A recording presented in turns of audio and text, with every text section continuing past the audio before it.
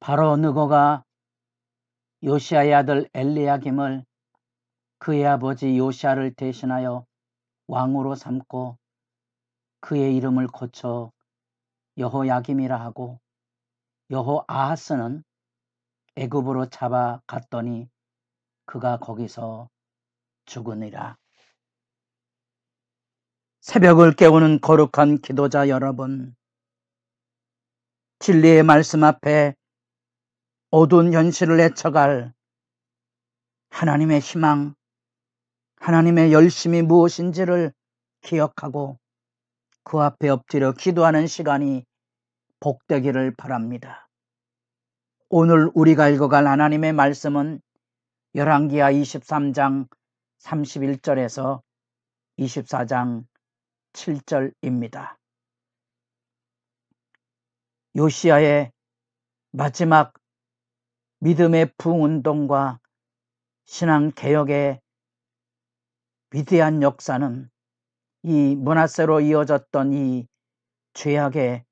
하나님 앞에 진노를 일으키는 우상숭배의 악행으로 인하여 무너지게 되고, 드디어 요시야 이후에 이 20여 년의 이 세대 안에는 여기 연도에서 보듯이 여호야김 10년, 시드기야 10년,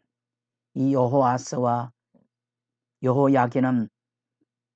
불과 3개월도 안 돼서 여기는 애굽의 지배 앞에, 여기는 블레셋의 지배 앞에 괴뢰 정부로 서 있는 안타까운 역사의 이제 비극을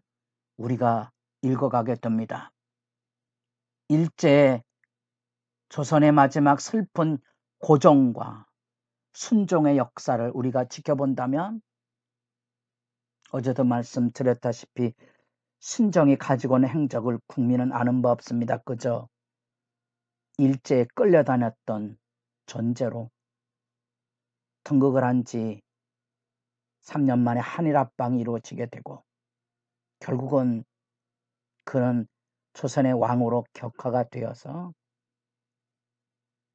일제의 노략물이 되고 마는 눈물나는 역사의 비극을 우리가 지금 이스라엘 역사에서 보게 됩니다. 이 갈그미스 전투를 지도를 통하여 잠깐 살펴보았습니다. 그리고 605년에 바벨론이 2차 갈그미스 전투를 통하여 드디어 이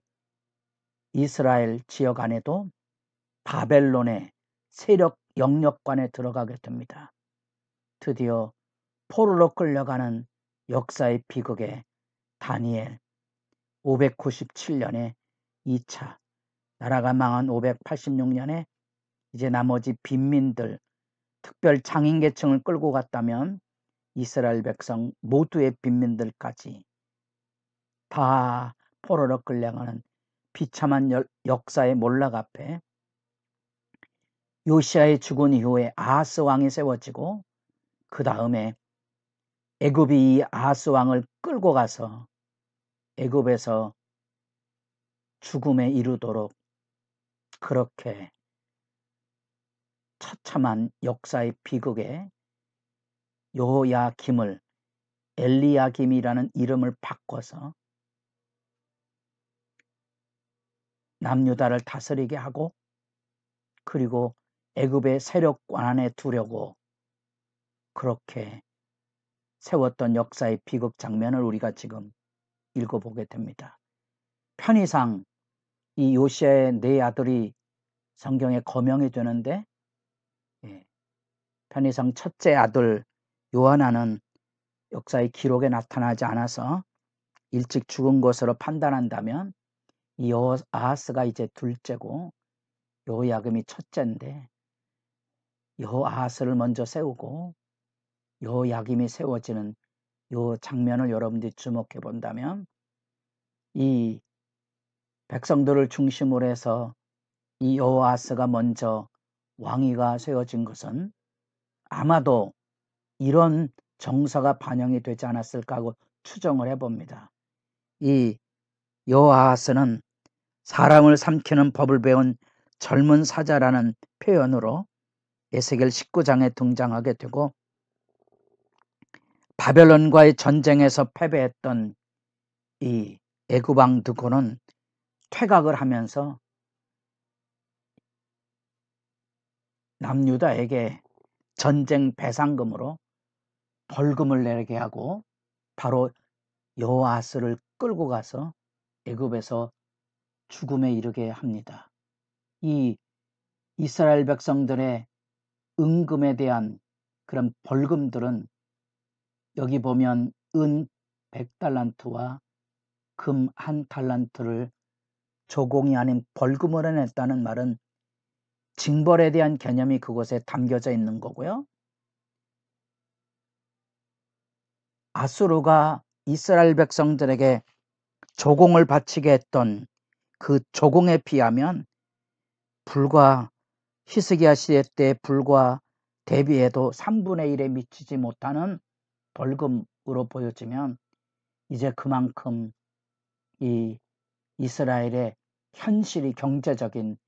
몰락에 서 있다는 사실을 대조해서 살펴보게 되고, 이 벌금을 물 수 없어서 백성들에게 힘들어 액수를 저하여 은금을 징수했다는 말은 이 백성들을 수탈한 수치와 아픔을 적나라하게 보여주는 그러한 상황입니다. 그러나 이 애굽의 세력은 여호아하스 왕을 인정하지 않고 그를 끌고 가 죽임의 자리에 이르고 엘리야김 곧 여호야김을 세워서 이 동일한 왕 악한 왕 여호야김 친애굽의 꼭두가시 정부로 세워서 악행을 행하고 그 예레미야 더불어서 우리는 여호야김 시대의 어두운 현실을 보게 됩니다. 결국 이 바벨론과 애굽 사이에 갈등하며 선지자들을 죽이고, 특별히 예레미야에 보면 우리야라는 선지를 바른 소리 한다고 죽여 없애기 위하여 애굽으로 도피한 자를 끌어다가 죽이는 일들을 하고, 또한 예레미야의 말씀을 무시하고 기록된 하나님의 말씀을 불사른 그 일들이 바로 이 여호야김의 비참한 10년의 역사입니다. 결국 이 여호야김도 바벨론의 괄키 아래 포로로 끌려가는 치욕을 당하게 되고, 아마도 그는 포로길로 갔다가 노임을 받은 것으로 추정하게 되고요. 다만 성전의 모든 기명이 약탈된 그런 현실에 서고, 예레미야가 끊임없이 경고한 대로 그런 참혹한 죽음을 맞을 것에 대한 경종의 이야기 앞에 그는 하나님의 심판으로 예고되는 비참한 죽음으로 이제 포로의 약탈의 발발키 아래 예루살렘 성 앞에 던져져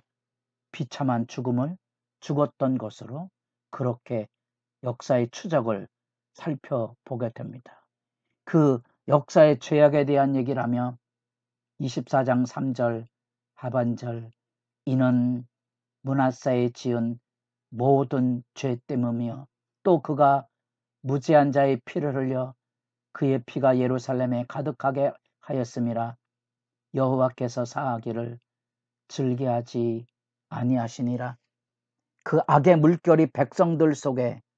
여기 여호아스와 여호야김을 통하여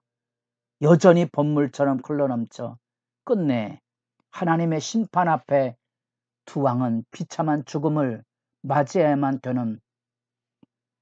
만국의 혼란 앞에 서 있고요. 애굽의 세력과 바벨론의 이 친애굽파 친바벨론파의 혼돈 속에서 예레미야가 끊임없이 애굽을 의지하지 말고 아수르도 의지하지 말고 바벨론도 의지하지 말 것에 대한 고발을 했지만 누구도 그 말씀에 귀 기울이지 아니하였고, 베나더 애굽의 꼭두가시 왕으로 세워졌던 여호야김이 이 예레미야의 말씀 앞에 거역을 일삼고 바벨론에 항복하라는 말을 무시했다가 본인도 비참한 죽음을 겪게 되고 예루살렘과 마지막 남유다로 대표되는 이스라엘의 만국의 비참함도 면치 못하는 비극을 초래하게 되죠. 여기 므낫세의 죄과라고 말했지만 므낫세만의 문제가 아니고 그로 인하여서 백성 온 삶 속에 찌들어 있던 불신앙과 가증한 신앙 행태로 인하여 심판의 경랑으로 무너져가는 참혹한 현실을 여기 지켜보고 있는 겁니다. 다시 돌아보시고 일제 앞에 끌려다녔던 고종과 손종의 역사를 조명해 가며 하나님의 부흥운동에 천만 성도의 깃발을 열었던 하나님의 교회가 쇠락해가는 이 어둠의 현실 앞에서 우리 시대 안에 하나님의 말씀의 고발, 히스기야처럼 요시야처럼 거꾸로져 통회하고 하나님의 말씀으로 돌아가는 이 믿음의 깃발, 다시 부흥의 미랄이 되어서 하나님 앞에 서야 될 놀라운 하나님을 향한 열심 앞에 우리 모두 함께 참여함으로써 심판의 경락이 몰아쳐 무너져가는 유대 역사를 반면 교사로 삼아 우리 시대 안에 우리가 믿음의 등불을 들고 다시 하나님의 부흥의 씨앗을 심어가는 일에 거룩한 열정으로 여러분의 새벽의 기도가 주 안에서